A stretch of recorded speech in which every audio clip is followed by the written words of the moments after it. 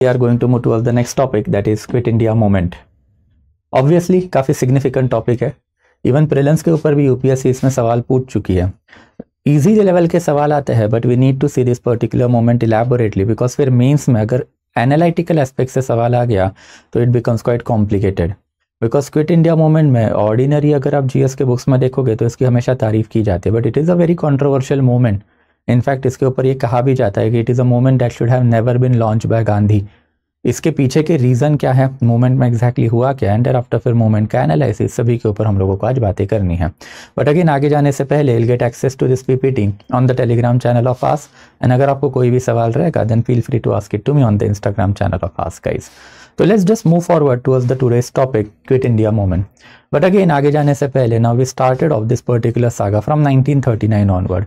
1939 के पहले अभी पिछले एक साल से यार लेक्चर चल रहे हैं मेरे, बट 1939 में वी हैव सीन कि सितंबर प्रिसाइजली 1 सितंबर 1939 को एडोल्फ हिटलर अटैक पोलैंड। 3 सितंबर को Britain declared warfare on Adolf Hitler और Germany, there bye beginning of the world war 2। इसके बाद में हमने देखा था कि 22 अक्टूबर 1939 को कांग्रेस मिनिस्ट्रीज रिजाइन। उसके प्रिसाइजली 2 महीने बाद Mohammad Ali Jinnah celebrated day of deliverance, that is 22 December 1939। Day of Deliverance marked the shift of Muhammad Ali Jinnah from the moderate communalism to extreme communalism। जो सपोर्ट मुस्लिम लीग को ग्राउंड लेवल पे मिला, that become one of the important aspect कि भाई Mohammad Ali Jinnah will now become a communal और we can say extreme communalist. And as an extreme communalist finally उन्होंने अपनी 2 nation theory इन मार्च 1940 दी। मार्च 1940 को मुस्लिम लीग का Karachi session, and Karachi session में जिन्ना की 2 nation theory, we have discuss that angle elaborately. उसके बाद में फिर हमने देखा था कि ऑगस्ट ऑफर ऑन 8 अगस्त प्रिसाइजली टू बी प्रिसाइज 8 अगस्त 1940 वाइसरॉय लिनलिथगो ने देके रखा था। उसमें डोमिनियन स्टेटस था, पाकिस्तान का डिमांड नहीं था, तो obviously Indian national Congress and League respectively rejected this particular August offer. फिर सितंबर 1940 में हमने देखा था कि individual satyagraha was there, and obviously फिर उसके बाद हमने देखा था कि next important event directly Cripps proposal of 1942 arrived at a very critical juncture of the national movement we can say. 1942 आते आते वर्ल्ड वॉर 2 में एग्जैक्टली क्या सिनेरियोज बन रहे थे वो भी हमने देखे। हमने इसके ऊपर भी बात करके रखी थी कि ना Subhash Chandra Bose had joint hand with Adolf Hitler. उसके ऊपर हम लोग लेटर ऑन भी बात करेंगे, बिकॉज बोस को हम लोगों को एक लॉजिकल कंक्लूजन पे पहुंचाना भी है। सिग्निफिकेंट लीडर है, बड़ा नाम है काफ़ी, तो obviously we need to give him a logical conclusion, but वो 1945 में होगा, बिकॉज 1945 में Bose will die. And thereafter we can say that कि 1942 के अगस्त में वी कैन से दैट कि अब next important event that is quit India obviously अगस्त 1942 में ये हुआ था, दैट इज लॉन्च हुआ था। एंड अगस्त 1942 के जस्ट पहले दैट इज मई जून जुलाई के अप्रॉक्सीमेटली हमने देखा था कि the final proposal of the Cripps mission was there which was rejected. And Cripps mission का प्रपोजल जैसे ही रिजेक्ट हो गया तो क्रिप्स मिशन के बाद अब ऑब्वियसली फिर Quit India movement would be there. But फिर क्विट इंडिया मूवमेंट, इसके फैक्चुअल डाटा तो आपको पता ही रहेंगे, हम लोगों को थोड़ा सा एनालिटिकल एस्पेक्ट के ऊपर फोकस रखना है। The moment Cripps proposal had fallen apart, Cripps went back in July 1942। जुलाई 1942 आते आते क्रिप्स वापस से लंदन में चले गए। क्रिप्स के फेल होने के पीछे का रीज़न हमने देखा था कि चर्चिल पॉलिटिक्स, एंड चर्चिल ने प्रिसाइजली क्रिप्स को इंडिया में जो भेज के रखा हुआ था उसके पीछे उनके मंसूबे या फिर इंटेंशन एग्जैक्टली क्या थे, इसके ऊपर हम लोग पहले भी बातें कर चुके हैं। तो क्रिप्स जैसे ही वापस चले गए तो क्रिप्स के जाने के बाद वी कैन से दैट कि अब इंडिया में what shall be the next course of action, इसके ऊपर अगेन पॉलिटिकल लीडर जो बटे हुए थे कि क्रिप्स चला गया। उसके बाद में फिर मोहम्मद अली जिन्ना वॉज ऑफ द ओपिनियन कि ब्रिटिश गवर्नमेंट को हम लोगों को कंटिन्यूसली सपोर्ट करना ही करना है। कंटिन्यूस सपोर्ट हम लोगों को क्यों करना है, बिकॉज अगर कांग्रेस के हाथ में पावर चली गई तो there would be no Pakistan, it was quite clear. वैसे फिर इसी टाइम पीरियड में if we basically talk about this one that is Nehru, and Nehru के साथ साथ Patel, they were of the opinion कि हम लोगों को भी बेसिकली गवर्नमेंट को सपोर्ट करना चाहिए। गवर्नमेंट को सपोर्ट करने के पीछे इनका सबसे बड़ा रीजन था कि the biggest reason is basically Bose. Subhash Chandra Bose की अगर हम लोग बात करते तो Bose was at the forefront of India's movement at that period of the time, forefront of the militant nationalism we can say at that period of the time. He had already join hand with Germany.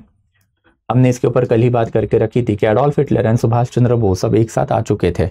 On the other hand Bose सब Japan में भी enter कर चुके थे and Japan was basically at the door step of India. North eastern India के बाजू में ही Burma में जापान आ चुका था। हमने देखा था कि 1942 में Singapore had fallen and Singapore के बाद अब धीरे धीरे मलाया पेनिनसुला, मलाया से फिर अल्टीमेटली बर्मा एंड बर्मा से ultimately India.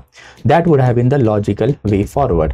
Considering all this particular aspect, Bose who is a supporter of the Germany, and Germany जो है Aryan supremacy that is race theory के ऊपर चलने वाली कंट्री है, which is an anathema for India, जो हमने पहले ही देखा था नेहरू के एंड देयर आफ्टर फिर बोस के रिलेशन भले ही अच्छे थे, but Nehru was a socialist person, Bose was a communist person. Bose despite being a communist person, Bose ने जो मुंह लिया उसके रिपरकशन काफ़ी डेंजरस रहे हैं।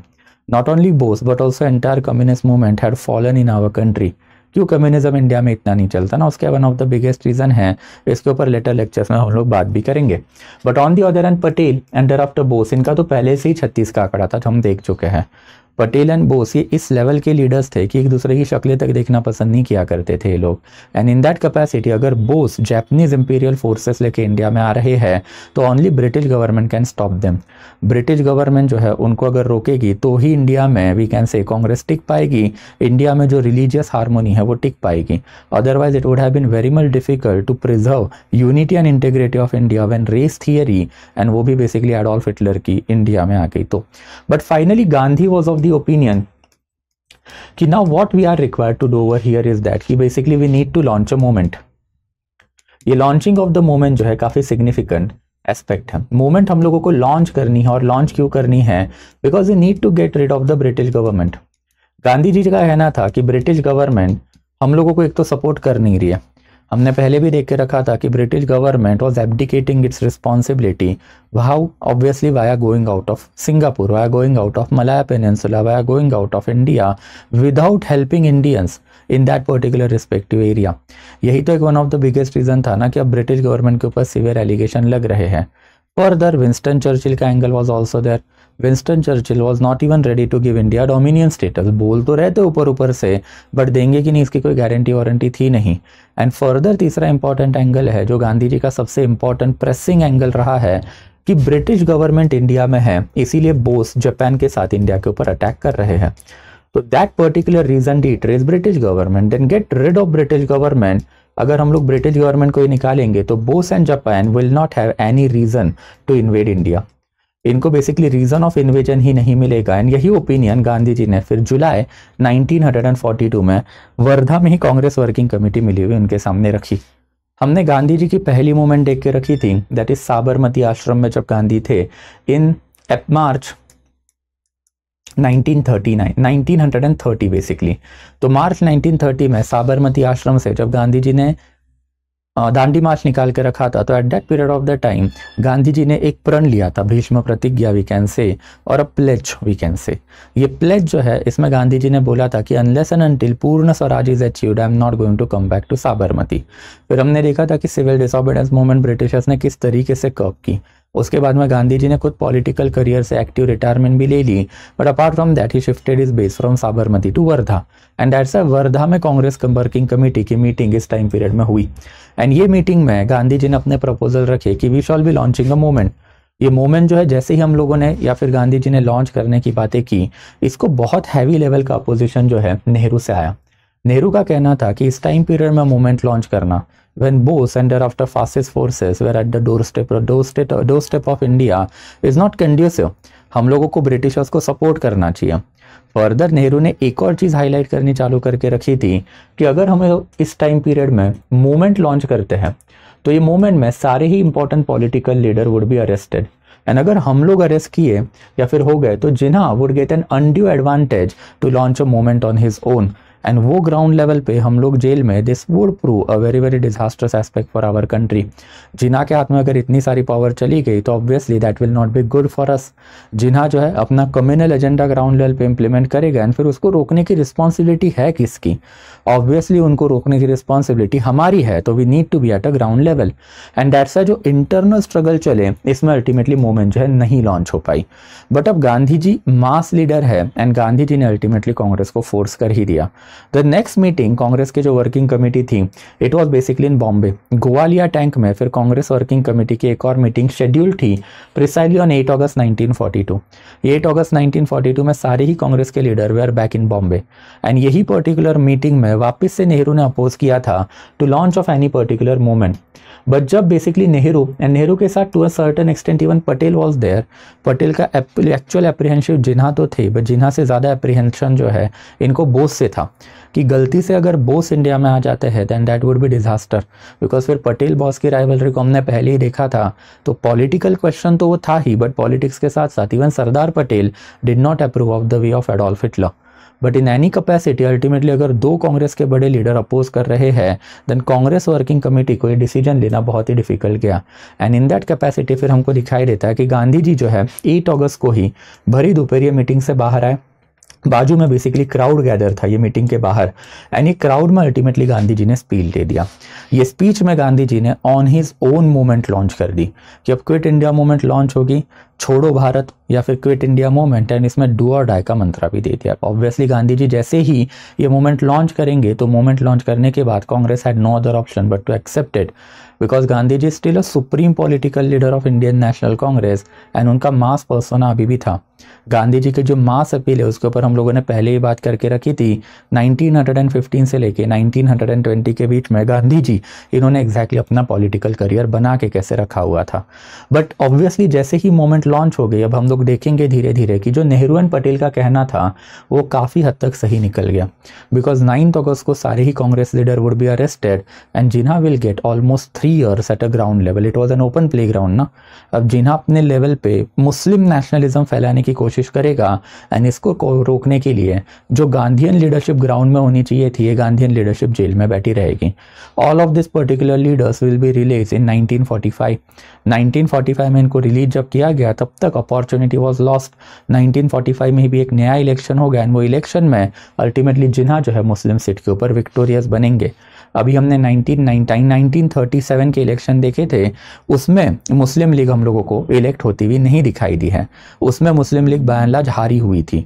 बट अब धीरे धीरे मुस्लिम लीग जो जीतेगी, and that is the saga that we need to discuss in this particular lecture कि 1942 से लेके 1945 के बीच में फिर ये मीटिंग जो है या फिर मूवमेंट जो है ये एग्जैक्टली आगे कैसी चली।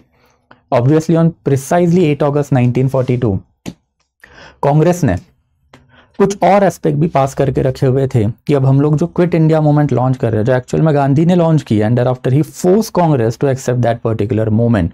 तो ये जो Quit India movement Gandhi ji ने लॉन्च करके रखी हुई थी, ये पर्टिकुलर मूवमेंट के कुछ और एंगल भी कांग्रेस ने पास करके रखे थे कि सबसे पहले we need to have an immediate end to British rule. Gandhi ji का ही कहना था कि इमीडिएट एंड क्यों, बिकॉज अगर ब्रिटिश चले जाते हैं तो इंडिया के ऊपर जैपनीज एंड आफ्टर बोस के एग्रेशन का reason d'etre is gone. Reason d'etre ही अगर चला गया तो ऑब्वियसली फिर Bose and Japanese fascist political party को इंडिया के ऊपर इन्वेजन करने की कोई ज़रूरत ही नहीं है। वैसे फिर declare commitment of the free India to defend itself against all type of fascism and imperialism. Gandhi ji ने ये भी बोल के रखा हुआ था during the time period of that speech itself कि मुझे आपसे कोई भी नॉन वायलेंट की अब उम्मीद नहीं है।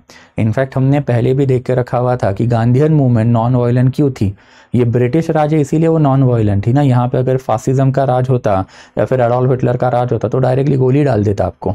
एंड दैट्स गांधी जी का वो भी कहना था कि now I am not expecting any kind of the you can say that कि speech from you, and in that capacity free India जो होगा it will have right to defend itself against all kind of the aggression.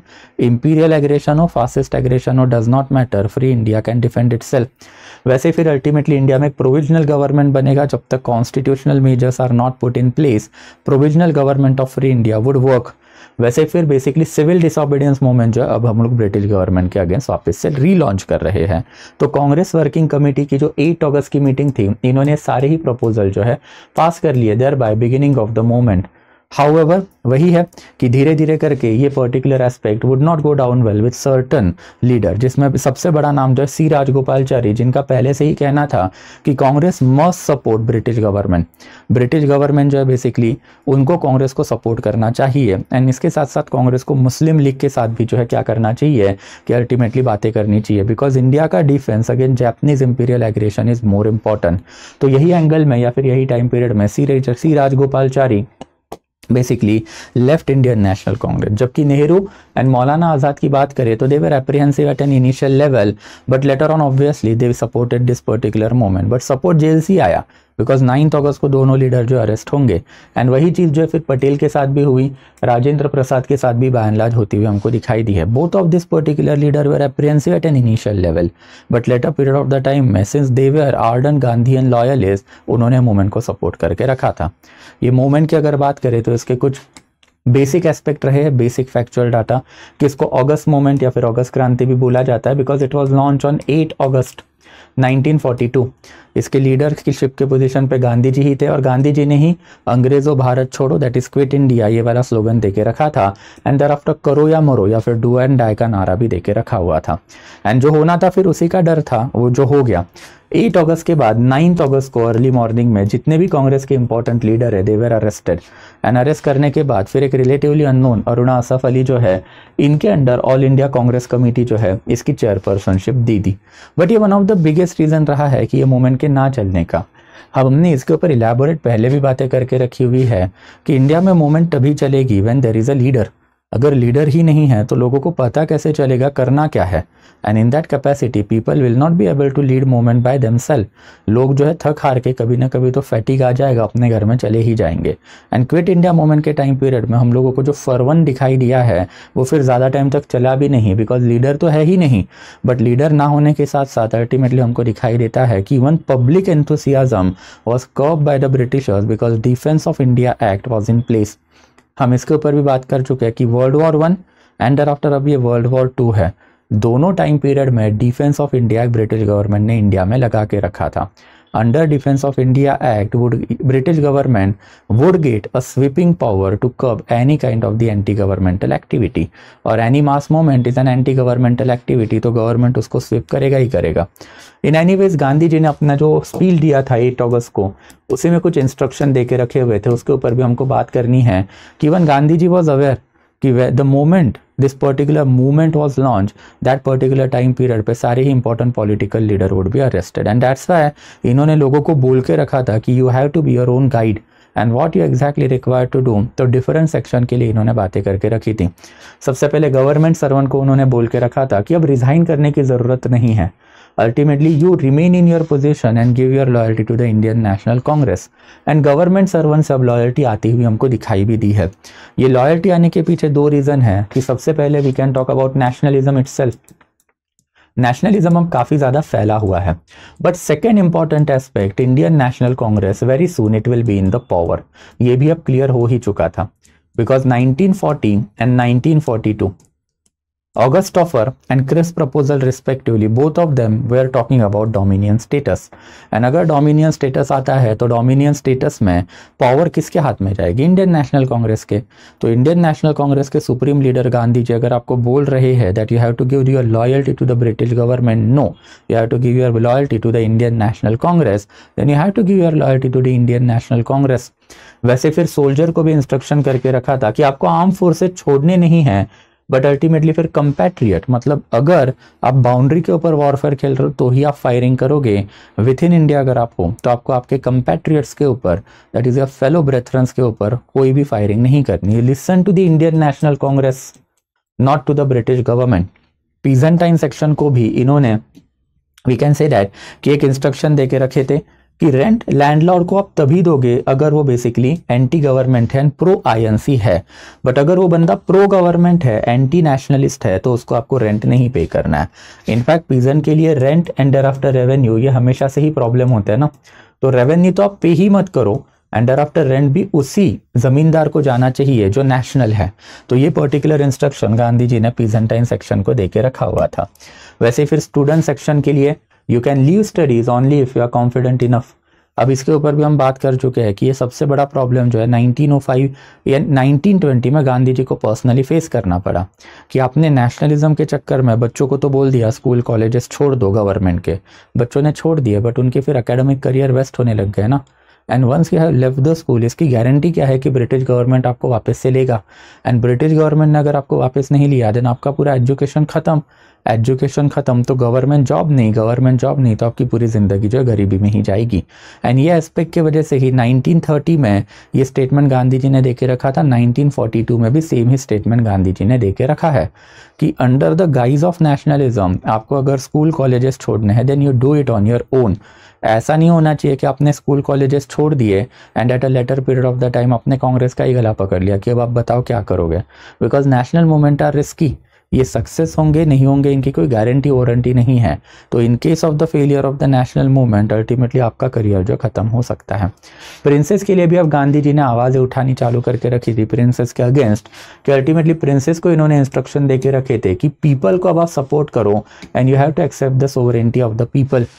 Gandhi ji in fact हमने देखा था कि 1939 के Tripuri session में and in fact 1938 के हरिपुरी सेशन में भी इंडियन नेशनल कांग्रेस ने अंडर सुभाष चंद्र बोस प्रिंसेली स्टेट में अपनी ऑर्गेनाइजेशनल एक्टिविटी एनहांस करने की कोशिश की थी। तो at that period of the time Gandhi had opposed it, Patel had opposed it by स्टेटिंग कि प्रिंसेली स्टेट में हम लोगों को अभी के लिए नहीं जाना है। बट ऑब्वियसली जो प्रेशर आया प्रिंसेली स्टेट के पॉपुलेशन से इंडियन नेशनल कांग्रेस पे, उसी चक्कर में वी कैन से डैट कि गांधी जी ने इवन प्रिंसेस को ये बताना चालू करके रखा था कि very soon you have to accept the sovereignty of the people. And अगर पीपल की सोवरेंटी आप एक्सेप्ट नहीं करोगे तो कांग्रेस अब पहले ही पेनिट्रेट कर रही है विद इन प्रिंसेली स्टेट, वो और ज़्यादा पेनिट्रेट करेगी and it will become very much difficult for you मतलब प्रिंसेस टू हैंडल देम। वैसे ही प्रिंसेस ऑफ प्रिंसेली स्टेट को भी उन्होंने सजेशन देके रखा था कि अगर आपके प्रिंसेस नेशनल है, एंटी गवर्नमेंट है, तो ही उनको सपोर्ट करना है, वरना उनको सपोर्ट नहीं करना है। तो जो मल्टीपल सेक्शन है इनको गांधी जी ने बता के रखा हुआ था कि एग्जैक्टली आपको ये मूवमेंट में करना क्या है, बिकॉज ही वॉज अवेयर कि very soon each and every Congress leader would get arrested. And वही हुआ 9 अगस्त 1942 को majority of the Congress leadership जो इंपॉर्टेंट नेम है सारी अरेस्ट करके ब्रिटिश गवर्नमेंट ने जेल में डाल दिए। एंड फिर धीरे धीरे करके कांग्रेस वर्किंग कमेटी जो अरुणा असफ अली के अंडर आई हुई थी, उन्होंने 8 नवंबर 1942 को 10 ड्यूटीज भी देके रखी थी कि इन लैक ऑफ लीडरशिप आपको लोकल लेवल पे क्या करना है। तो लोगों को ये उन्होंने एजेंडा देके रखा था कि how to behave at a local level. सबसे पहले इनका कहना था कांग्रेस वर्किंग कमेटी का कि बेसिकली गवर्नमेंट के साथ आपको कोई भी ट्रांजैक्शंस नहीं करने हैं, मतलब गवर्नमेंट को कम्प्लीटली आप बॉयकॉट करो। हर एक घर में जो है ट्राई कलर फ्लैग एग्जिबिट होना चाहिए, कांग्रेस का try colour flag. If you remember जब हमने नेशनलिज्म वाला लेक्चर करके रखा हुआ था तो नेशनलिज्म के लेक्चर में मैंने आपको ये फ्लैग दिखा के भी रखा था। Don't even go to the movie theatre because movie theatre was a government monopoly at that period of time and सारा ही पैसा अल्टीमेटली लंदन में जा रहा है। तो you boycott even movies we can say. Do not enter court, do not purchase foreign good, ये दोनों चीज़ें जो ever since the time period of the swadeshi movement India में रही है। इनकी फिलोसॉफिकल अंडरपिनिंग जो है इसके ऊपर भी हम लोगों ने पहले बातें करके रखी थी कि boycott of the code and boycott of the foreign good exactly किया क्यों जाता था। इफ़ यू रिमेंबर हमने इसके ऊपर 1905 के लेक्चर्स में बात करके रखी थी जब स्वदेशी मूवमेंट लॉन्च हुई थी। वैसे अब ब्रिटिश गवर्नमेंट जा रहा है तो गवर्नमेंट बैंक में जितना भी पैसा है वो विड्रॉ कर लो, अदरवाइज ब्रिटिश गवर्नमेंट वो पैसा लेके अगर भाग गए तो फिर व्हाट इज़ द गारंटी कि वो पैसा आपको वापस मिलेगा। वैसे ही फिर ब्रिटिश गवर्नमेंट जो है इनके सर्वेंट्स को भी आपको बॉयकॉट करना है।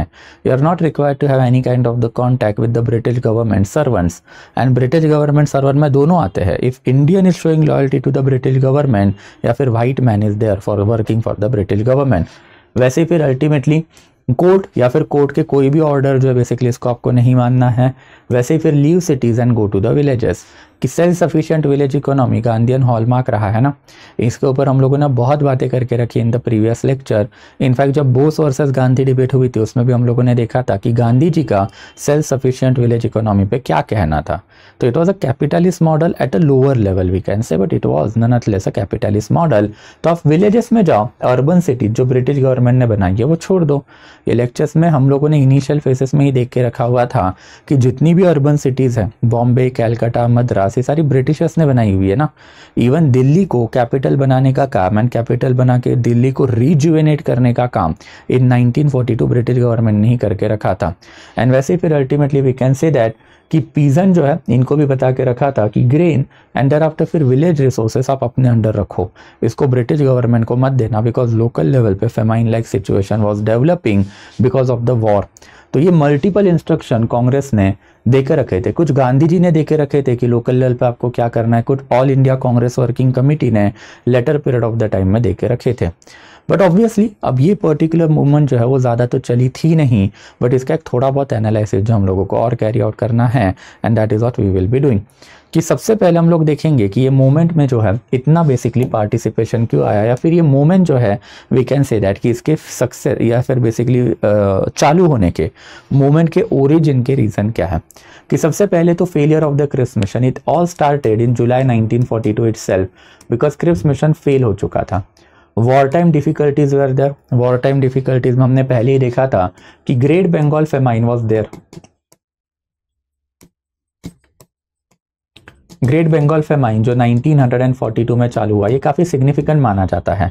ग्रेट बंगाल फेमाइन जो है वॉर टाइम डिफिकल्टी दिखा ही रहा था, बट इसके अलावा फिर पूरे इंडिया में हाइपर इन्फ्लेशन जैसी सिचुएशन जो है ये भी आके खड़ी हुई थी। This particular condition had made life of the people quite miserable at that period of the time. वैसे ही फिर गवर्नमेंट के high handed measures were there. High handed measures of the government मतलब defence of India act was in place, and under defence of India act British government had a sweeping power, and British government ने local level पे freedom of speech and expression लोगों का कर्ब करके रखा था। तो freedom of speech and expression जो Britishers ने कर्ब करके रखा था उसके एग्जाम्पल हम लोगों ने प्रीवियस लेक्चर में दैट इज इंडिविजुअल सत्याग्रह में देख के भी रखे हुए थे। वैसे फिर ultimately British setback in the war and British approach in south east Asia, ये दोनों चीजों के ऊपर भी हमने देखा था कि 1942 में जैसे ही सिंगापुर के ऊपर अटैक किया जापान ने, 1942 में Singapore fail at the hand of Japan. तो सिंगापुर में rather than saving सिंगापुरियंस and ordinary Indians, Britishers ने क्या किया, अपनी बैकपैक की, प्लेन में बैठे वहां से भाग गए।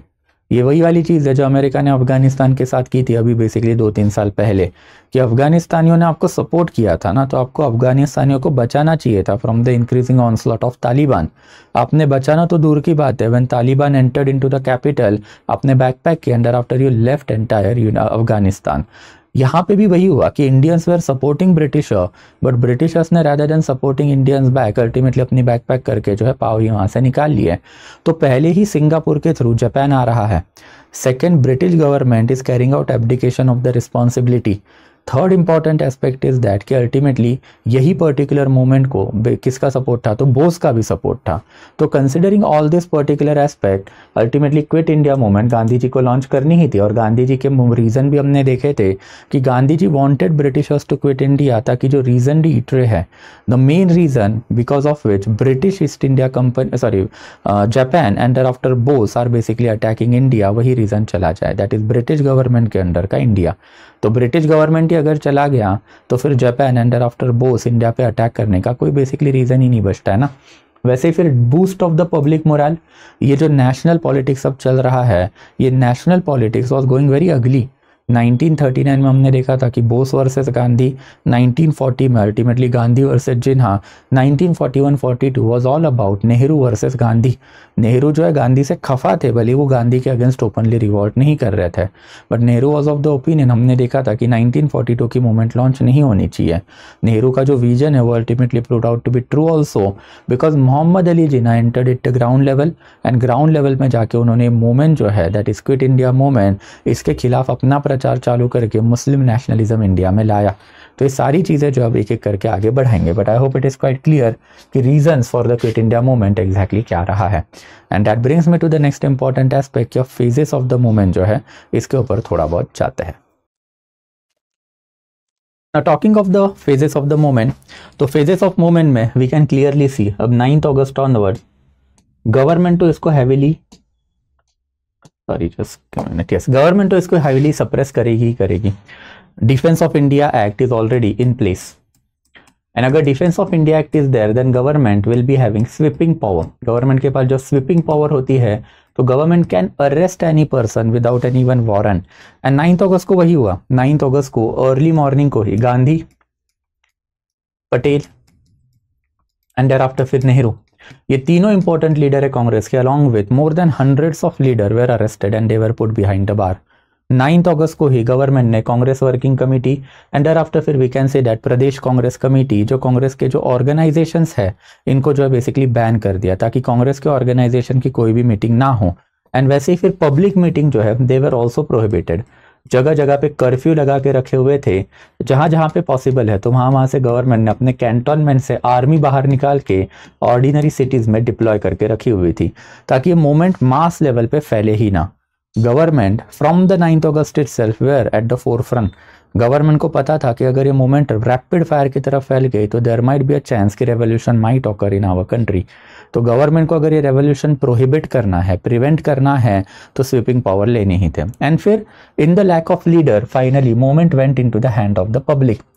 मूवमेंट बाय एंड लार्ज 1942 से लेके 1945 तक चलती रही। ये गांधीयन वो मोमेंट है जिसका कभी भी ऑफिशियल एंड नहीं आया।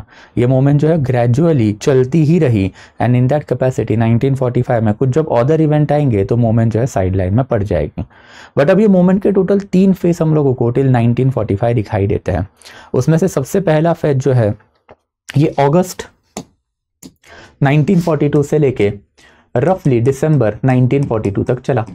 ये पर्टिकुलर टाइम पीरियड में हम लोगों को दिखाई देता है कि ग्राउंड लेवल पे अब लोग जो है बेसिकली काफ़ी इलेबोरेट लेवल पे बाहर आने चालू हो गए। लोग इलेबोरेट लेवल पे बाहर आने चालू हो गए इन द सेंस दैट ये पर्टिकुलर फेस में सबसे पहले जनरल पब्लिक जो है उन्होंने सिंबल ऑफ अथॉरिटी के ऊपर अटैक करना चालू किया।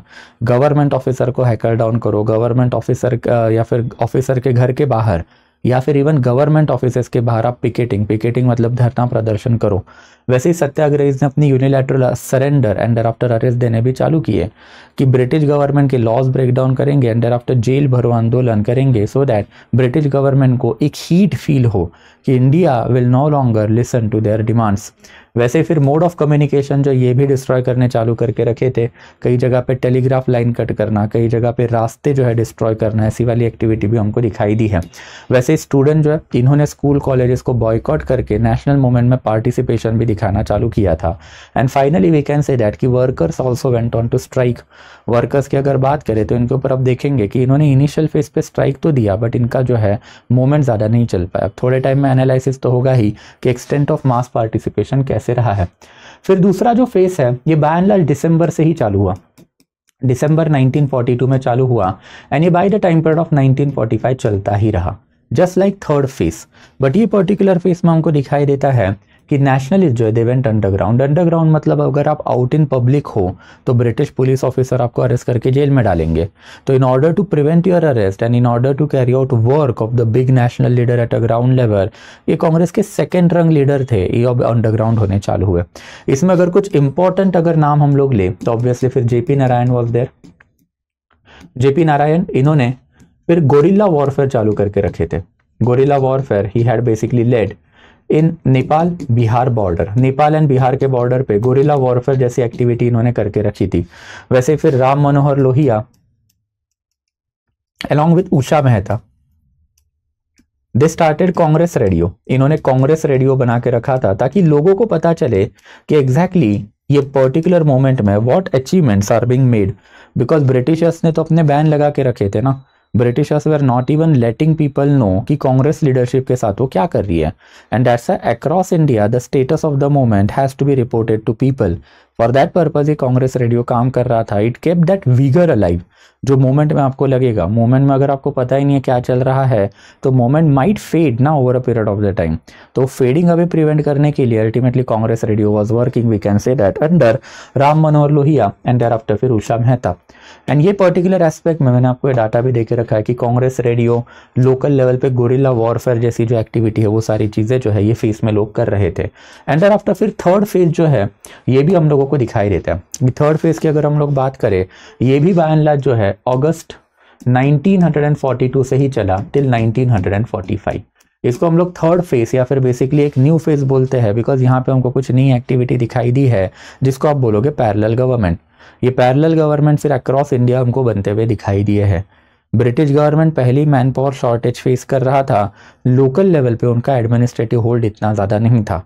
इंडियंस या फिर Indian bureaucrat were not working for them. अभी हमने देखा था कि इंडियन सिविल सर्वेंट ने कांग्रेस को अपनी लॉयल्टी देनी चालू करके रखी थी बिकॉज ऑफ ट्विन रीजन। एक नेशनलिज्म है एंड एक फ्यूचर भी है कि अगर कांग्रेस का गवर्नमेंट आता है and if we don't give loyalty to the Congress government then हमारा गवर्नमेंट पोजीशन का क्या होगा। एंड इन दैट कैपेसिटी फिर ये थर्ड फेज में हम लोगों को मल्टीपल लोकल गवर्नमेंट बनते हुए दिखाई दिए हैं which acted as a parallel government, मतलब ब्रिटिश गवर्नमेंट तो है ही बट इसके अलावा कुछ इंपॉर्टेंट लोकल लीडर्स ने पैरेलल गवर्नमेंट बना के रखे थे। इसमें one of the earliest level पे अगस्त 1942 में चिट्टू पांडे ने एक लोकल गवर्नमेंट बना के रखा हुआ था इन बलिया बिहार में। अल्टीमेटली यहाँ पे हम लोगों को दिखाई देता है कि उन्होंने लोकल पुलिस स्टेशन पर अटैक करके मल्टीपल कांग्रेस लीडर को छुड़ाने का काम किया था, बट अल्टीमेटली चिट्टू पांडे इसी को गवर्नमेंट ने अरेस्ट कर लिया।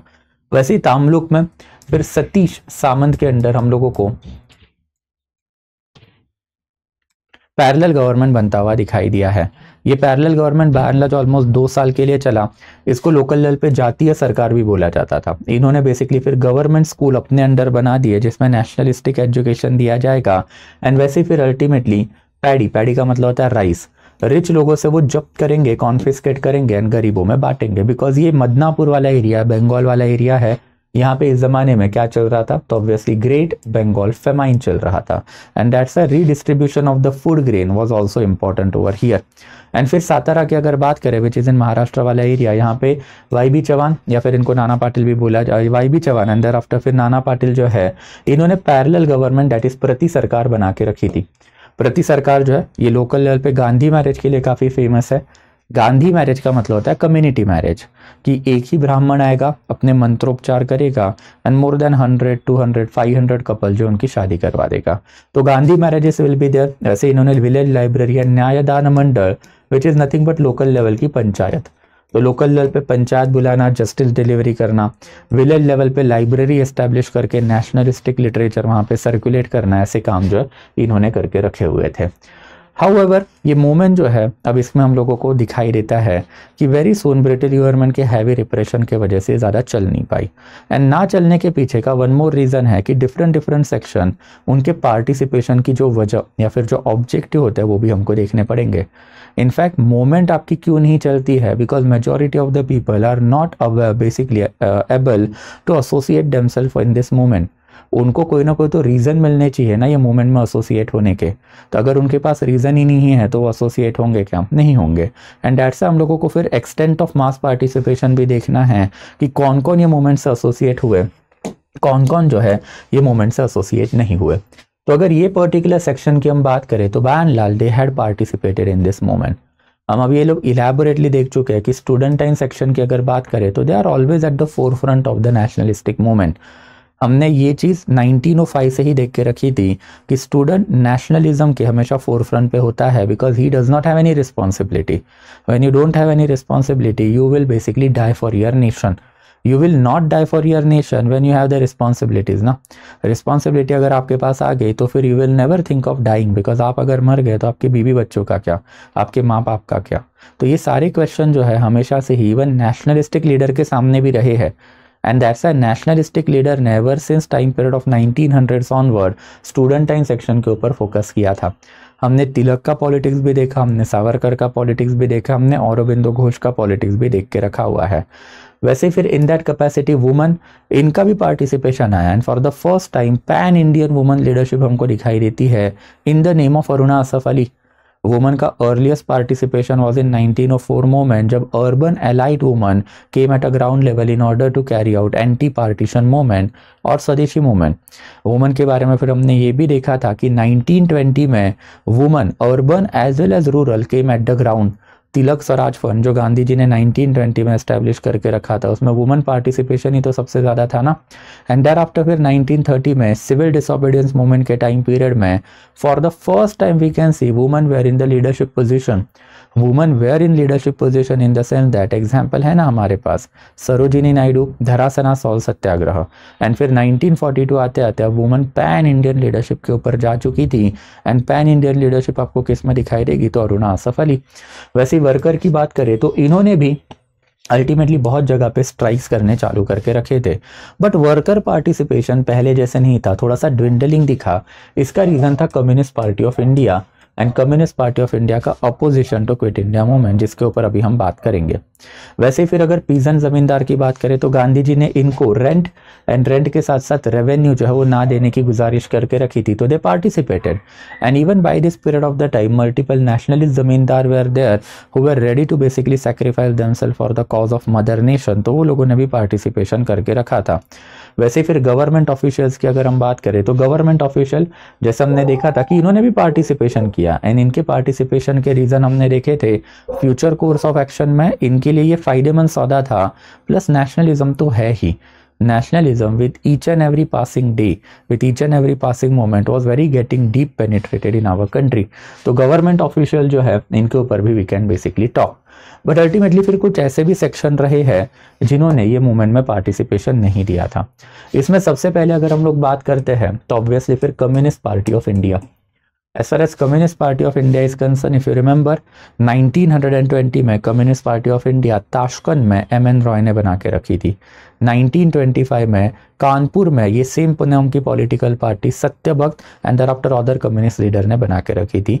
1926 में ये दोनों पॉलिटिकल पार्टीज ने अपने आप को मर्ज कर लिया and there was one single unified Communist party of India.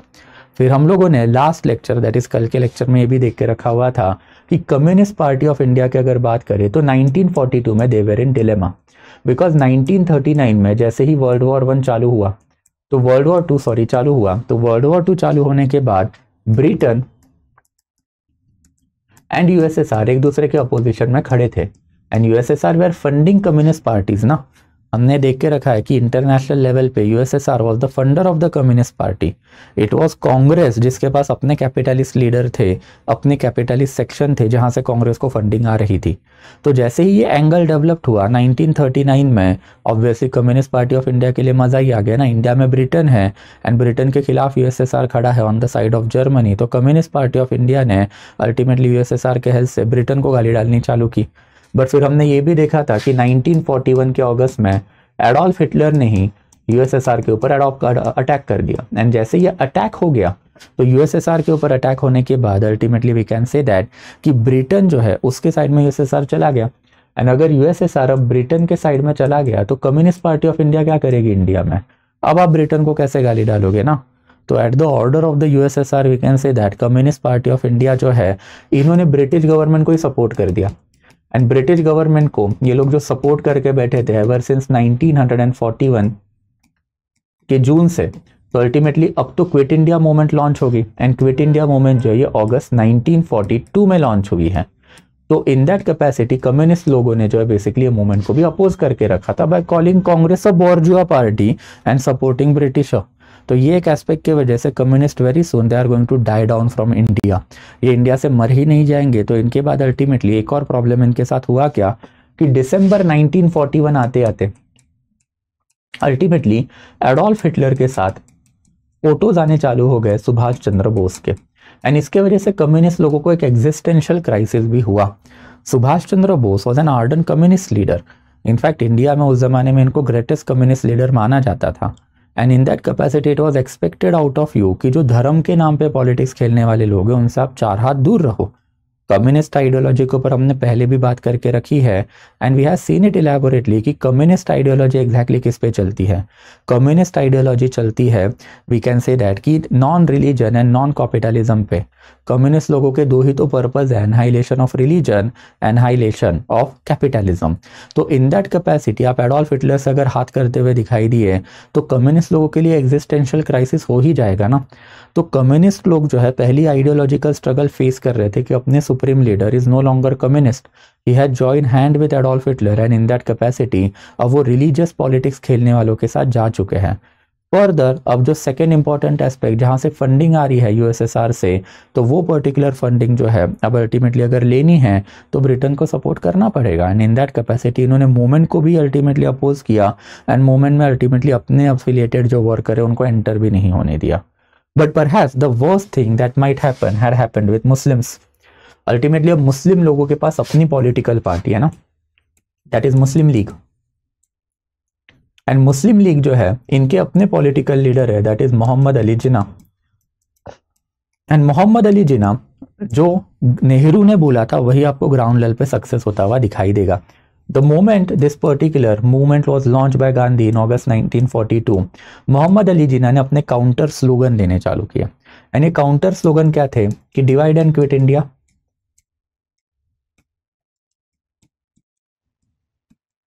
And after एक दूसरा स्लोगन उन्होंने देना चालू करके रखा था कि लेकर रहेंगे पाकिस्तान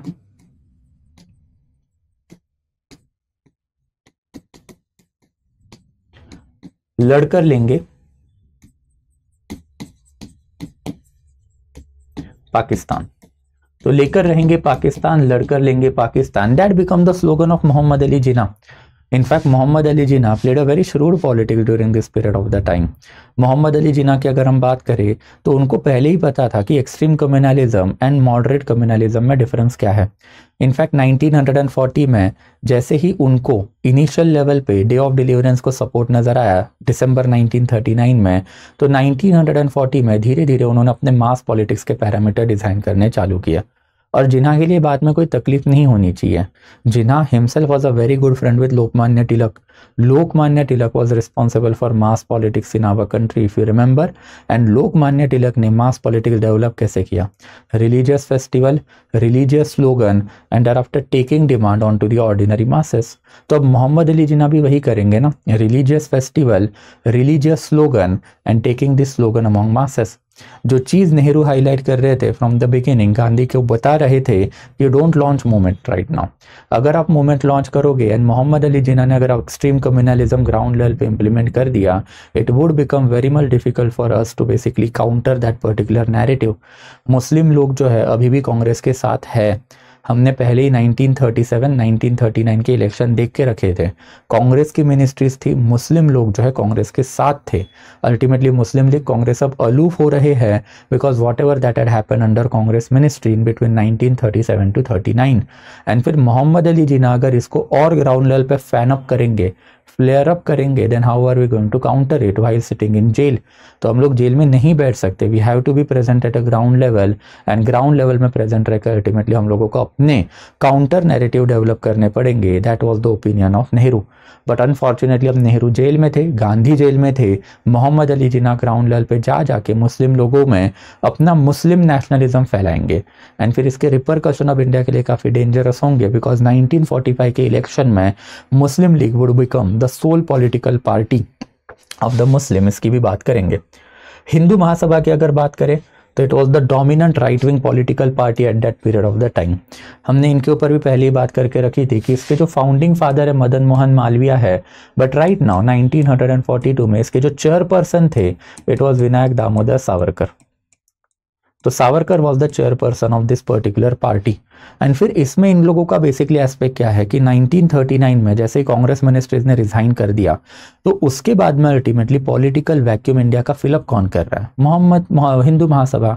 दे were in basically ruling party या फिर they were basically in the government at that period of the time in Sindh and thereafter we can say Bengal. And ये दो जगह पे जो वो रूलिंग में थे तो ऑब्वियसली उन्होंने भी ब्रिटिश गवर्नमेंट को सपोर्ट करके रखा था। इनफैक्ट हिंदू महासभा को for the first time ruling का एक्सपीरियंस आ रहा था। एंड इन्होंने भी तो रूलिंग जो है 1937 से इस्तेमाल करके रखी थी in order to propagate their anti Islamic rhetorics. इससे पहले ही कांग्रेस भी परेशान था एंड आफ्टर मुस्लिम लीग भी परेशान थी। बट इन्हीं के अगर वन ऑफ द लीडर की अगर हम बात करें तो श्यामा प्रसाद मुखर्जी। तो श्यामा प्रसाद मुखर्जी जो है at this particular period of the time 1942 में ब्रिटिश गवर्नमेंट को लेटर लिख के ये बता रहे थे कि if you want to curb this particular movement then how to curb this particular movement. Movement curb करने के जो तरीके हैं दैट पर्टिकुलर तरीके was being told by Hindu Mahasabha to the British government. तो इनको अपने सत्ता का पड़ा था, इनके पास पॉलिटिकल पावर थी एंड पॉलिटिकल पावर के साथ साथ दे वर रिस्पॉन्सिबिलिस्ट ऑल्सो ना। रिमेंबर हम लोगों ने फैक्टर के ऊपर पहले भी बात करके रखी हुई थी कि who are responsivist and thereafter ये रिस्पॉन्सिविस्ट फिर हिंदू धर्म के बेनिफिट के लिए ब्रिटिशर्स को सपोर्ट भी तो कर रहे थे। तो that is something for Hindu Mahasabha. And finally we can say that कि प्रिंसली स्टेट की अगर बात करें तो प्रिंसली स्टेट ने भी अपनी स्वीपिंग पावर यूज करके रखी थी। ये सारे वो स्टेट है जिन्होंने सब्सिडियरी अलायंस ब्रिटिशर्स के साथ साइन करके रखी है if you remember. And subsidiary alliance के नाते इनके पास total internal autonomy is there. They वे are having their total internal autonomy. And अगर इनके पास अपनी टोटल इंटरनल ऑटोनॉमी है तो जैसे ही मूवमेंट लॉन्च होगा इनके एरिया में तो इनके जो आर्म फोर्सेस आएंगे एंड मूवमेंट को कब करेंगे। फॉर एग्जाम्पल हैदराबाद में रजाकार हुआ करते थे, एंड ये रजाकार जो उन्होंने लोकल लेवल पे आतंक ही बरपा दिया मूवमेंट के ऊपर कि जहाँ पे लोग दिखेंगे मूवमेंट करते उनको कोड़ों के फटके ही मारे जाएंगे। And that's why there was a very low key participation even within the princely state we can say. तो एक्सटेंट ऑफ मास पार्टिसिपेशन में आपको दिखाई देगा कि अगर ये इंपॉर्टेंट एरियाज या फिर ये लोग अगर पार्टिसिपेशन नहीं दे रहा है तो एक हिंदू कंजर्वेटिव, एक Muslim conservative, urban labour force and India के majority of the area that is princely state are not participating in this movement. इसको आप फर्दर ऐड करो कि अल्टीमेटली फिर ब्रिटिश गवर्नमेंट ने जो है स्वीपिंग एक्शन 9 अगस्त को ही लेके रखे हुए थे। कांग्रेस की leadership was also not at the ground level. तो जब आप ये कंबाइनली देखते हो तो कंबाइनली आपको दिखाई देगा कि ब्रिटिश गवर्नमेंट ने फ्रॉम द बिगिनिंग इटसेल्फ ये मूवमेंट चलने ही नहीं दी। इन्होंने स्वीपिंग एक्शन भी लिए ग्राउंड लेवल पे एंड देयर आफ्टर फिर बेसिकली इंडियन लेवल पे या फिर नेशनल लेवल पे सर्टन लीडर्स अपने पास भी रखे थे। Hindu Mahasabha, communist party of India and thereafter we can say Muslim league, ये तो डोमिनेंट फोर्सेस थे ना इंडिया के at that period of time apart from Indian national Congress. तो इंडियन नेशनल कांग्रेस अपनी मूवमेंट कर रहा है, none of them were supporting it. ये अनफॉर्चुनेट एस्पेक्ट कांग्रेस ने ही अपने ऊपर ला के रखा हुआ है। कांग्रेस के ऊपर कोई सिंपैथी रखने की इसमें कोई ज़रूरत नहीं। हमने वो पॉलिटिक्स भी देख के रखा था कि how Gandhi developed Indian national politics ever since 1920s। That brings us to the next important topic कि गवर्नमेंट ने बाय एंड लार्ज ये मूवमेंट जो है बेसिकली सप्रेस करके रखी थी। बहुत जगह पे मास फ्लॉगिंग का मतलब होता है कोड़ों के फटके मारना। 1 लाख से ज़्यादा अरेस्ट हम लोगों को यहाँ पे दिखाई देते हैं इन 1942 अलोन। इसके अलावा फिर अल्टीमेटली हम लोगों को दिखाई देता है कि multiple steps were basically taken by the Britishers. Ultimately फिर ब्रिटिशर्स ने अपने बैटलशिप भी रेडी रखे थे कि इन केस अगर मूवमेंट ज़्यादा ही बढ़ती है तो गांधी जी को इंडिया से उठा के अफ्रीका या फिर यमेन में लेके जाया जाए। वैसे फिर इंडिया में अगर कोई भी रिवॉल्ट लेवल की सिचुएशन होती है तो अल्टीमेटली मिलिट्री डिप्लॉयमेंट के भी रेडी में ब्रिटिशर्स हमको दिखाई देती है। Press was muzzled, police and secret services जो है इनके पास फिर मैक्सिमम सुप्रीमसी ये टाइम पीरियड में रही है। फरवरी 1943 में गांधी जी के ऊपर ब्रिटिश गवर्नमेंट ने प्रेशर भी डाला था कि you shawl condemn violence against British government, पर गांधी जी का वही कहना था कि वायलेंस कंडेम करने का टाइम चला गया है। गांधी जी ने ब्रिटिश गवर्नमेंट को बोल दिया कि यू शॉल अंडरस्टैंड कि as long as you are there my non violent ways were working, but अब आप जाओगे एंड आपके जाने के बाद जर्मनी, जापान एंड बोस का खतरा है इंडिया पे आने का। एंड अगर वो लोग इंडिया में आ गए, फासिस्ट पॉलिटिकल पावर अगर इंडिया में आ गए तो non violent ideology is not going to work in front of them. In fact those are the people who will take pleasure to kill me slowly and in that capacity I need to carry out certain level of the violence to get rid of you. आप निकलो यहाँ से, India से अगर आप नहीं निकलोगे तो ऑब्वियसली फिर आपकी वजह से इंडिया के ऊपर फासिस्ट एग्रेशन आ रहा है। एंड फिर ब्रिटिशर्स को अपोज करने के लिए इन्होंने अपना ही फास्ट चालू किया कि Britishers shall basically not put pressure upon me to carry out any kind of the non violent activity. Violence थोड़ा बहुत जायज़ है एंड थोड़ा बहुत चलता ही रहेगा। अल्टीमेटली फास्ट की वजह से पब्लिक मोरल हम लोगों को रेज होता हुआ दिखाई दिया है, because even Gandhi ji was ready to give up his ideology for the greater sake of the nation. Gandhi ji का कहना बराबर ही था, फासिस्ट फोर्सेस अगर आती है इंडिया में that is more disasters for India then beneficiary thing. ये मोर डिजास्टर क्यों है इंडिया के लिए? ये मोर डिजास्टर इसीलिए है बिकॉज फासिस्ट फोर्सेस जो है रेस थियरी पे चलने वाले। एंड रेस थियरी मतलब 85% ऑफ इंडियन पॉपुलेशन तो पकड़ के चलो गैस चैम्बर में डाल के एडोल्फ हिटलर मार देता। वैसे फिर एंटी ब्रिटिश फीलिंग और ज़्यादा भड़की बिकॉज गांधी जी ब्रिटिशर्स के खिलाफ अब वापस से फास्ट पे बैठे हुए हैं। वैसे फिर ultimately we can say that कि पॉलिटिकल एक्टिविटी थोड़े से टाइम पीरियड के लिए वापस से फ्लेयर अप होती हुई भी हमको दिखाई दी है। एंड आफ्टर फिर गवर्नमेंट का जो हाई हैंडेड मेजर है उसके ऊपर वापस से नॉट ओनली इंडिया में बट ऑल्सो इंटरनेशनल अरेना में अब डिस्कशन जो है वो चालू हो गए। But as I told you कि ये मोमेंट को ज़्यादा चल नहीं पाई। 1945 आते आते ये particular moment ultimately started to you can say that and 1945 में अल्टीमेटली हम देखेंगे कि एक्स्ट्रा इवेंट क्या हुए। बट फिर मोमेंट 43 के एंड में ही आते आते कोलैप्स हो गई, लोगों में फैटिग आ गया एंड फैटिग आने के बाद अल्टीमेटली मोमेंट जो है नेचुरली डिक्लाइन होनी चालू हो गई। As I told you moment का कोई भी हम लोगों को ऑफिशियल दी एंड नहीं दिखाई देता है। Till 45 that parallel governments were working, till 45 underground activities were working। But फिर हम लोगों को अब इसके थोड़े से एनालिसिस पे आना है कि impact and after significance of the quit India movement exactly क्या हुआ। इम्पैक्ट एंड आफ्टर सिग्निफिकेंस की बात करें तो सबसे पहले ये मूवमेंट की वजह से कांग्रेस पार्टी यूनाइटेड रही and it was Indeed quite important. ये यूनिफिकेशन का मतलब क्या है कि कांग्रेस में अब अल्टीमेटली गांधी अलग पड़ रहे थे, एक Gandhi versus Patel angle developed हो रहा था, एंड आफ्टर फिर गांधी वर्सेस नेहरू वाला एंगल भी डेवलप्ड हो रहा था। हमने देखा था कि Nehru was supporting government, Patel was also supporting government. ये one of the biggest reason रहेगा कि अब दोनों एक साथ आएंगे एंड धीरे धीरे दोनों गांधी जी की जो है पॉलिटिकल बातें मानना ही खत्म करेंगे। इनफैक्ट 1945 में फिर हम लोगों को दिखाई देता है कि Patel as well as Nehru joint hand together, and इन दोनों ने जो अल्टीमेटली फिर गांधीयन लीडरशिप को जो है साइडलाइन करना चालू कर दिया। इसका रीजन वही था because both of them were of the same opinion कि अगर आप जिन्हा को फ्री हैंड दोगे to carry out his agenda at a ground level, then ये मुश्किल वाली बात है ना। दैट इज हाउ अब मुस्लिम नेशनलिज्म या फिर इस्लामिक नेशनलिज्म ग्राउंड लेवल पे फैल रहा है। एंड इन दैट कैपेसिटी अगर इस्लामिक नेशनलिज्म ग्राउंड लेवल पे अगर फैल रहा है तो फिर Patel and after Nehru was already opposing it, and अगर जिन्हा सक्सेस हो रहा है तो इसके वजह से ultimately Gandhi and after Patel Nehru ये अलग थलग होते हुए हमको दिखाई दिए है। गांधी के ऊपर वो ब्लेम किया कि आपको पहले ही बापूजी बता के रखा हुआ था डोंट लॉन्च मूवमेंट, अगर मूवमेंट लॉन्च करोगे हम जेल में, एंड आफ्टर जिन्हा अपना इस्लामिक नेशनलिज्म का एजेंडा लेके अगर पब्लिक में जाएगा we would not be able to counter him. And हुआ वही ना। अब 1945 के बाद हम देखेंगे कि अगली एंगल बहुत ही बुरी तरीके से कांग्रेस को बैकफायर करेंगे। वैसे ही loyalty to the British government suffered during this period of the time. British government के लिए जो लॉयल्टी देके रखी थी सभी लोगों ने, मतलब ऑर्डिनरी सिटीजन्स तो है ही, बट मोर इंपॉर्टेंट अगर हम लोग बात करें आर्म फोर्सेस एंड आफ्टर फिर ब्यूरोक्रेसी, तो आर्म फोर्सेस एंड ब्यूरोक्रेसी दोनों ने जो लॉयल्टी देके रखी हुई थी वो भी इरोड होनी चालू हुई, जिसके ऊपर अभी हमने बातें की थी। वैसे फिर अब complete independence very soon India में there will be there, it got quite clear. Because अगर आर्म फोर्सेस आपको सपोर्ट नहीं कर रहे, ब्यूरोक्रेसी आपको सपोर्ट नहीं कर रही है, इंडिया की लार्जेस्ट पॉलिटिकल पार्टी आपको सपोर्ट नहीं करनी है, एंड आफ्टर इंडिया के लोग अगर आपको सपोर्ट नहीं कर रहे, then how are you going to hold India. हमने इसके ऊपर जो है 1857 के पहले से ही बात करके रखी थी कि Britishers had carefully design the pillar of support for themself. अगर ये पिलर ऑफ सपोर्ट अगर हिल गए जो चार इंपॉर्टेंट थे, तो अब ब्रिटिशर्स अब इंडिया में रहेंगे कैसे? They don't have manpower enough to carry out their politics, and in that capacity अब मूवमेंट जो है ये बेसिकली क्वाइट क्लियरली शो कर चुकी थी कि इंडिपेंडेंस जो इंडिया में आके ही रहेगा। वैसे फिर कॉमन पीपल जो इन्होंने अनपैरेलल हीरोइज्म दिखाया, वैसे वाले स्टेटमेंट हम लोग यूज करते हैं। एंड वैसे फिर public moral anti British sentiment got also enhance, तो ये वाली चीज जो है that also you can utilise. And that brings me to the next important aspect that is historiography, कि इसके ऊपर का एक रफ एनालिसिस भी हम लोगों को करना है कि quit India movement and quit India movement जो है associated certain debates are there.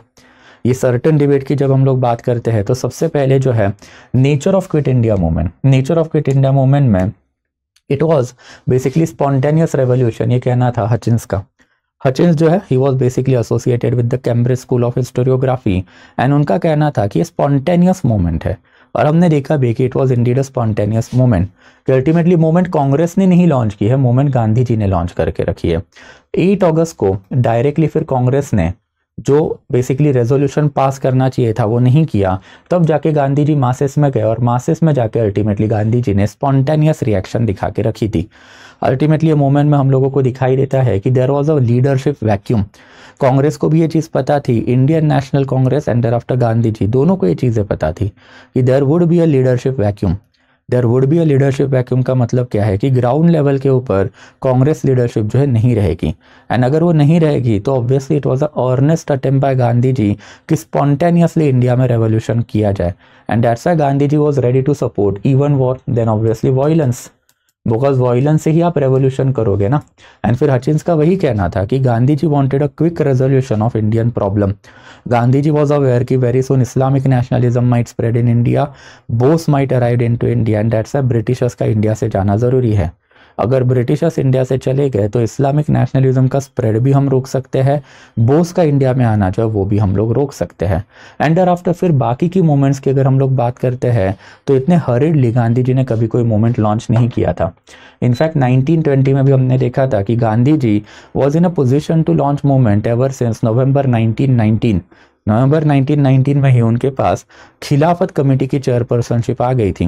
There after फिर June and thereafter July and thereafter August 1920 में he was looking for an opportunity to basically launch a movement, जो उनको ultimately मिली 1 अगस्त 1920 को, and he kick started his movement. 1930 में भी ultimately उन्होंने पहले वॉइसरॉय को 11 डिमांड दिया इन जनवरी 1930 एंड देयर आफ्टर फिर मार्च तक का वेट किया कि वॉइसरॉय का रिप्लाई आए, एंड जब रिप्लाई नहीं आया तो मार्च में फाइनली जाके उन्होंने अपनी मूवमेंट लॉन्च की, जो अप्रैल 6 को एक्चुअल इसका बिगिनिंग हुआ, दैट इज दांडी मार्च खत्म जहाँ पे हुआ एंड मूवमेंट चालू हुई वहाँ पे। एंड देयर आफ्टर फिर अगर हम लोग ये तीसरी मूवमेंट देखते तो out of nowhere suddenly Gandhi ji अपने स्पीच देते और मूवमेंट लॉन्च कर रहे हैं। तो it was an attempt by Gandhi to cause a revolution in India.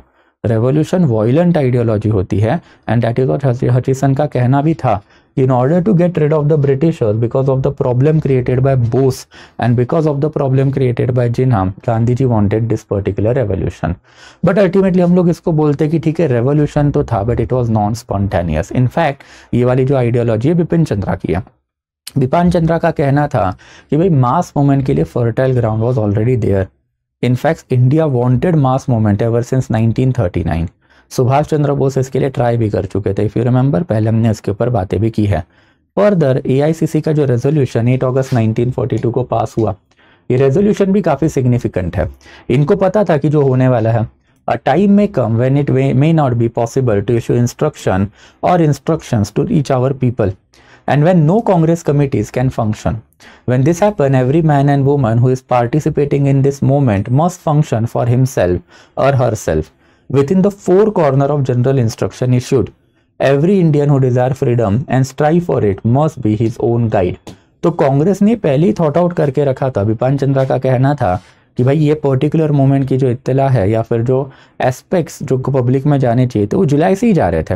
In fact जुलाई में ही Gandhi ji wanted to launch this movement, it was because of the opposition of Patel and Nehru, वो मूवमेंट लॉन्च नहीं कर पाए। बट अगस्त आते आते उन्होंने फाइनली ये मूवमेंट जो है लॉन्च करके रखी थी। ऑफिशियल रिपोर्ट भी हमारे पास है। ऑफिशियल रिपोर्ट में कांग्रेस सोशलिस्ट पार्टी जो कांग्रेस से एफिलिएटेड है, उनका एक डेवली प्लान भी था जो गवर्नमेंट के पास था कि एक स्पॉन्टेनियस रेवोल्यूशन इंडिया में जो है कैरी आउट करने वाला। एंड जो कांग्रेस का जो 12 पॉइंट प्रोग्राम था जो कांग्रेस ने रिलीज करके रखा था 8 अगस्त, उसमें भी बेसिकली हम लोगों को वेल थॉट आउट प्लान दिखाई देता है। तो अगर basically everything is well thought out, how can you say that it was a spontaneous thing? तो ब्रिटिश गवर्नमेंट के खिलाफ कोई स्पॉन्टेनियस रेवोल्यूशन नहीं था ये, that particular revolution was brewing and it was brewing since long, and यही वाला कहना जो बिपिन चंद्रा का था।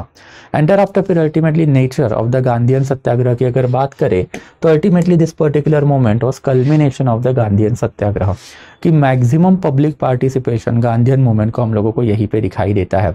कि अगर हम लोग बात करें तो यूथ हो सकते हैं, वर्कर हो सकते हैं, woman, peasant, government official, small zamindar and even some Muslim leaders were also there, Maulana Azad जैसे।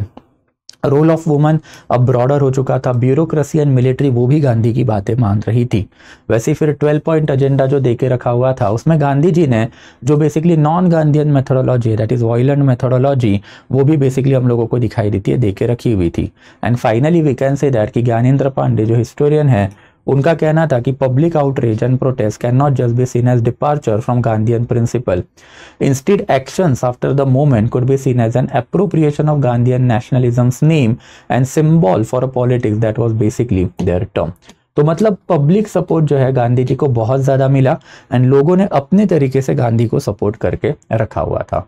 बट फिर ultimately non culmination of the Gandhian satyagraha की अगर हम लोग बात करें तो ultimately Gandhi himself differed from his satyagraha. अब सत्याग्रह ये हमेशा ही नॉन वायलेंस के ऊपर चलता है, अहिंसा के ऊपर चलता है, बट अहिंसा जो है गांधी जी ने फॉलो नहीं किया।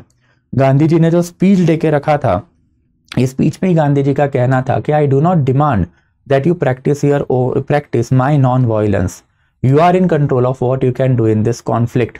एंड वैसे ही फिर इन्होंने ये भी बता के रखा था कि I trust the entire India today to launch upon a non violent fight, but I shall not swerve even if people turned away from this road of non-violence. I am not going to react. तो गांधी जी जो अगर वही अपने सत्याग्रह अहिंसा से deviate हो रहे हैं तो आप इसको कल्मिनेशन ऑफ गांधीयन सत्याग्रह कैसे बोल सकते हो? You can not call it as a culmination of Gandhian satyagraha. And ultimately अब गांधी जी ने भी नेहरू जी की स्ट्रेटेजी मान के रखी थी, struggle victory. And that's why 1942 का जो क्विट इंडिया मूवमेंट है इसमें कभी ट्रूस आया ही नहीं। ये मूवमेंट बाय एंड लार्ज 1947 तक कंटिन्यू ही रही है, that is what we can consider. And thereafter फिर इसके ऊपर कुछ अदर कमेंट भी हम लोगों को दिखाई देते हैं, जैसे नीरज चौधरी जो है इन्होंने बोल के रखा हुआ था कि कांग्रेस को ये मूवमेंट लॉन्च करना जो है ये जरूरी था। अल्टीमेटली फिर it was a freakish movement and in that capacity it was a face saving moment for Congress. अगर ये मोमेंट आप लॉन्च नहीं करते तो बोस इंडिया में आ ही रहे थे, बोस के सामने आपका स्टेटस क्या रहता। एंड आफ्टर जिन्हा का पॉलिटिक्स जिस तरीके से अब इंडिया में फैल रहा था, both of them had emerge as a significant challenge to Indian national Congress. Neeraj Chaudhary का वही कहना था कि in order to curb both of them a moment was required, and यही मोमेंट इंडियन नेशनल कांग्रेस ने लॉन्च करके रखी थी। एंड आफ्टर फिर सुमित सरकार जो है, इनका भी कहना था कि मूवमेंट जो स्पॉन्टेनियस ही है। एंड स्पॉन्टेनियस होने की वजह, स्पॉन्टेनियस होने का रीज़न क्या है कि अल्टीमेटली पर्टिकुलर मोमेंट, अल्टीमेटली जितने भी इंपॉर्टेंट लीडर है वो अरेस्ट करने के बाद लोगों ने अपने हाथ में ली, and people were ready to work for the cause of nation. Ultimately viceroy जो लिनलित गो है उस जमाने के वॉयसरॉय, उनका कहना था कि it was by far the most serious rebellion since 1857, and that sums up. Will be meeting again then tomorrow, ultimately we have to take it forward. अब हम लोगों को पहले इवेंट ऑफ 1944 करने हैं, 1945, 46 एंड 47। हार्डली 3 से 4 लेक्चर 1-1 घंटे के मुझे और लगेंगे, and after will wrap this particular modern Indian series once and for ever, we can say that. Apologies for the delay, but अब अपोलॉजीज भी मांग मांग के मैं खुद ही थक गया, तो I just wrap it up and after we can move forward for some future course of action. So thank you so much guys. Again आगे जाने से पहले will get access to this PPT on the Telegram channel of us, and अगर आपको कोई doubt है then feel free to ask it to me on the Instagram channel of us guys.